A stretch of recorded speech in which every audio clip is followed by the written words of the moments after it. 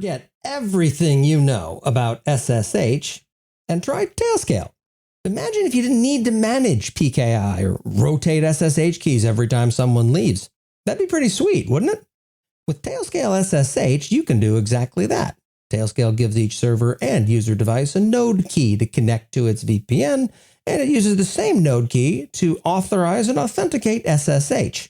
Basically, you're SSHing the same way you manage access to your app. What's the benefit here? Built-in key rotation, permissions as code, connectivity between any two devices, reduced latency, and there's a lot more, but there's a time limit here. You can also ask users to re-authenticate for that extra bit of security. Sounds expensive? Nope, I wish it were. Tailscale is completely free for personal use on up to 20 devices. To learn more, visit snark.cloud/tailscale. Again, that's snark.cloud/tailscale. I've often wondered what it takes to be named an AWS hero. After all, few people go around self-describing as heroes.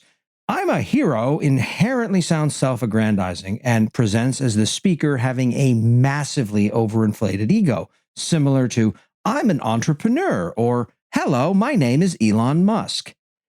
In my book, there are three things that could make you a hero: protecting innocence at risk to yourself, developing superpowers, or defeating the unreasonable data processing costs of the managed NAT gateway. I was recently reminded of what AWS heroism really is by Ben Whaley, who self-describes as a simple AWS community hero in his Twitter bio when he reached out about something he was working on to address NAT woes. Now, as a refresher to the painful problem that is the AWS managed NAT gateway, it comes down to the billing. Each managed NAT gateway costs about $32.40 a month in hourly charges, plus a 4.5 cent per gigabyte fee for data processing. The former is annoying to independent learners who miss out on a free tier for the network address translation service. The latter is actively painful to companies moving data around at large scale. If you're trying to avoid getting gouged, there are historically only two alternatives to the managed NAT gateways. Don't use private subnets, which is unthinkable to many organizations, or manually manage your NAT instances. And this is a somewhat flimsy single point of failure. NAT instances are somewhat fragile. Rebooting one for a security update renders that entire private subnet unreachable until it comes back. There have been attempts to make them more durable via the use of elastic IP addresses and some automation to update the routing table when a NAT instance fails. That still feels remarkably fragile and subject to significant disruption if an instance somehow gets stuck. And this is where Ben came up with a third option, alterNAT. Like so many good ideas, the idea behind alterNAT is forehead-smackingly obvious when viewed through the clarifying lens of hindsight. It's not the $32 a month managed NAT gateway charge that drives people to distraction. It's the data processing fee that can, in many cases, cost millions of dollars a month. Rather than accepting NAT instances or the managed NAT gateway as being a binary decision, Ben saw a way to use both. alterNAT uses a NAT instance with an elastic IP address to handle traffic, and it also stands up a managed NAT gateway. Then it configures a Lambda function to automatically and continuously validate the health of the NAT instance.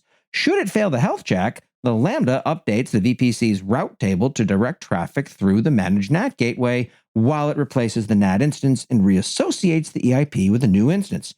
In other words, let me make that simpler. Rather than having a failure mode of a TCP now terminates on the floor when a NAT instance breaks, alterNAT instead has a failure mode of, well, you accept the overpriced data processing fees for the NAT gateway for a few minutes, but then go back to its more cost-efficient NAT instance once the environment stabilizes. For large companies, it's generally preferable to spend a bit of money on a few minutes of data processing than to spend a whole lot of money on it or to fail to serve the traffic entirely. From where I sit, using alterNAT starts making sense economically somewhere around the point that you're sending 10 terabytes a month through your managed NAT gateway. That costs you $450 in data processing fees that alterNAT can remove entirely. Depending upon which NAT instance size you select, you're going to pay anywhere from $15 a month, which is not recommended, or all the way up to all of the money, which is absolutely not recommended. Most sensible options look like network-optimized instances with at least 32 vCPUs, because otherwise current generation instances will be limited to 5 gigabits per second. Now, the way to do the math on this is quite simply to convert the cost of the instance you'll use against the per gigabyte processing fee that shows up on your bill.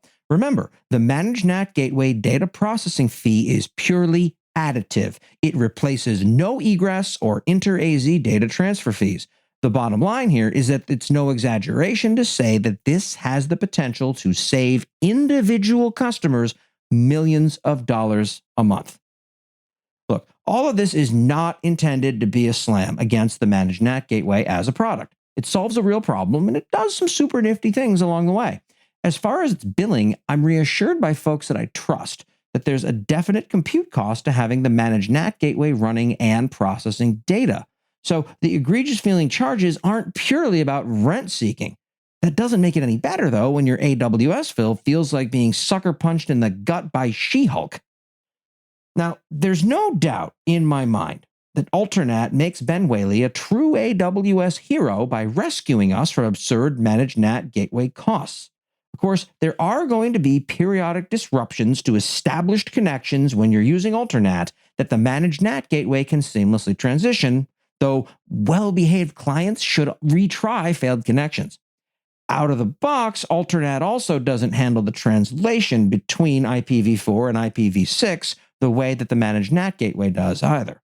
But that said, given the painful bill attached to the managed NAT gateway, it's also pretty clear that AWS may have built and priced the wrong service for many of its customers. alterNAT is an open source version of what AWS absolutely should have built instead.